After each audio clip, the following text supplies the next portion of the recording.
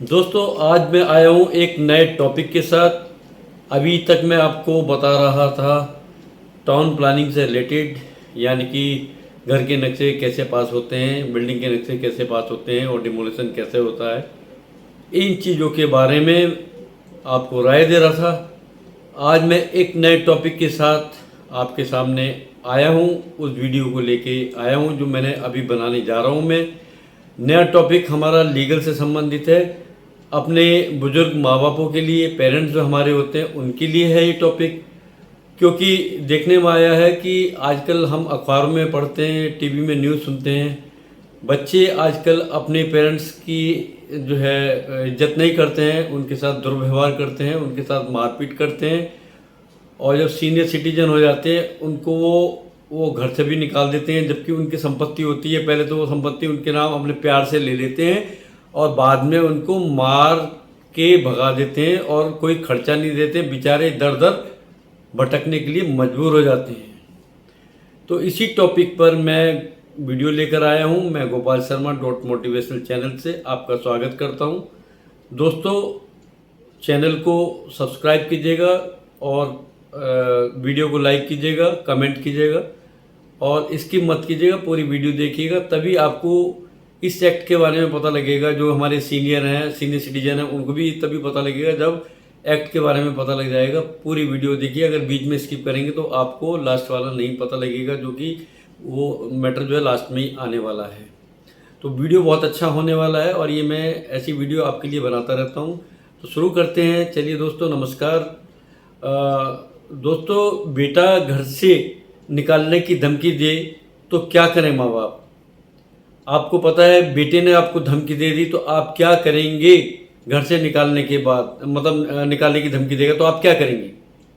आप पसीने पसीने हो जाएंगे, डर जाएंगे और टेंशन में आ जाएंगे। तो टेंशन में डरने की ज़रूरत नहीं है, टेंशन में आने की ज़रूरत नहीं है। क्योंकि देखा गया है बुढ़ापे में कई लोग अपने माता पिता की सेवा नहीं करते हैं, बल्कि उनको संपत्ति से बेदखल कर देते हैं। जबकि माँ बाप ऐसी चीज़ है जो जीवन में मिलता नहीं है। माँ बाप भगवान का रूप है। अगर आप भगवान की स्थान पर माँ बापों की पहले पूजा करेंगे, फिर भगवान की करेंगे। सबसे पहले माँ बापों की पूजा करना सर्वोपरि है, क्योंकि उनका हमको आशीर्वाद मिलता है और उनको समझना चाहिए। उन्होंने आपको पाला पोसा है, लालन पालन किया है, बड़ा किया है और मेहनत से आपके ऊपर एक एक पैसा लगाया है, तब जाकर आप किसी अच्छे मुकाम पर पहुँचे हैं। दोस्तों, ऐसे बुजुर्ग के लिए एक ऐसा कानून है जो उन्हें सारे अधिकार देता है, जिसकी जानकारी हमारे बुजुर्गों को नहीं है, हमारे सीनियर सिटीजन्स को नहीं है।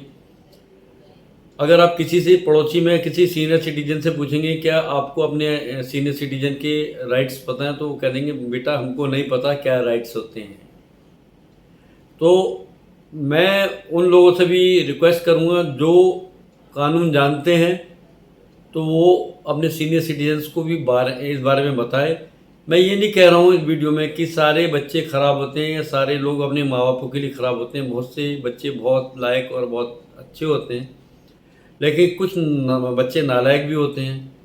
नालायक का शब्द यूज करना पड़ रहा है, वो इसलिए करना पड़ रहा है क्योंकि मैंने काफ़ी जगह देखा है, अखबारों में पढ़ा है और व्यक्तिगत रूप से देखा है।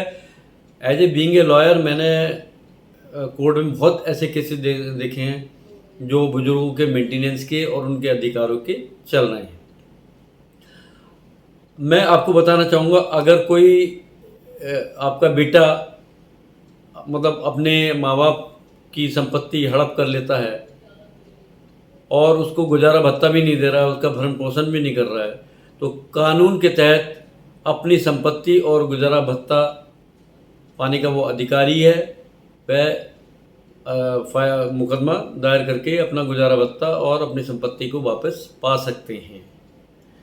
जानते हैं वरिष्ठ नागरिक भरण पोषण और कल्याण अधिनियम 2007, यानी कि maintenance and welfare of parents and senior citizen act 2007।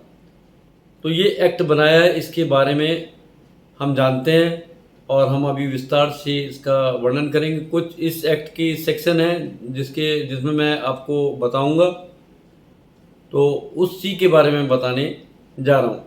कृपया करके आप ध्यान से सुने। तो वरिष्ठ नागरिक भरण पोषण और कल्याण अधिनियम 2007 के अंतर्गत मैं बता रहा था कि अपनी संपत्ति को बुजुर्ग कैसे पा सकते हैं, उनके अधिकार क्या क्या हैं, इस बारे में मैं बता रहा हूँ। धारा 23 इसके तहत कोई भी वरिष्ठ नागरिक अपनी संपत्ति को वापस लेने का अधिकारी होगा। और इसके अलावा जो 60 वर्ष का वरिष्ठ नागरिक है वह संपत्ति वापस, वह गुजारा भत्ता भी ले सकता है, उसको वापस प्राप्त करने का अधिकार है उसको। क्या प्रोसीजर है, क्या प्रक्रिया है गुजारा भत्ता या पैसा और संपत्ति से बेदखल करने का, ये मैं आपको बता रहा हूँ।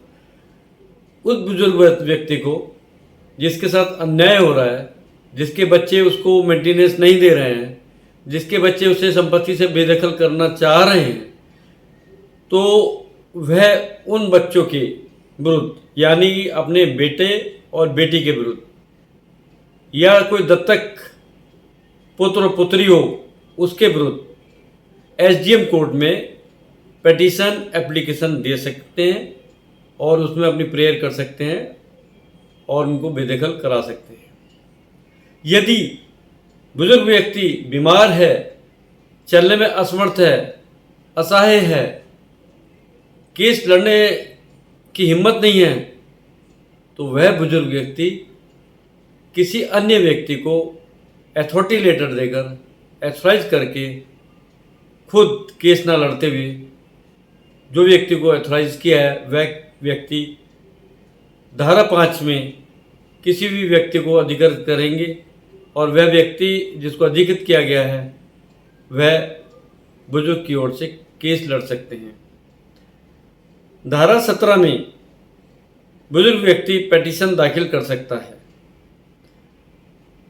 और प्रस्तुत पिटीशन एसडीएम को 90 दिन के अंदर निर्णित करनी होगी। यानी कि अगर पिटीशन दाखिल हो जाती है जिस डेट में, उसके 90 दिन व्यतीत होने के पश्चात पिटीशन को डिसाइड करना पड़ेगा।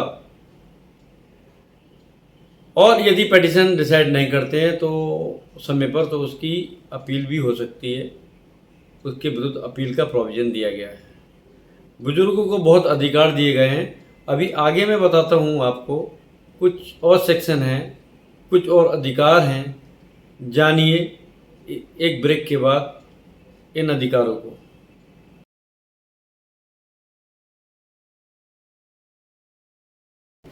दोस्तों, बुजुर्ग व्यक्ति अपने वयस्क यानी कि जो एडल्ट है, बेटे बेटी से या दत्तक पुत्र पुत्री से प्रति माह भरण पोषण के रूप में 10,000 रुपये महीना प्राप्त कर सकते हैं।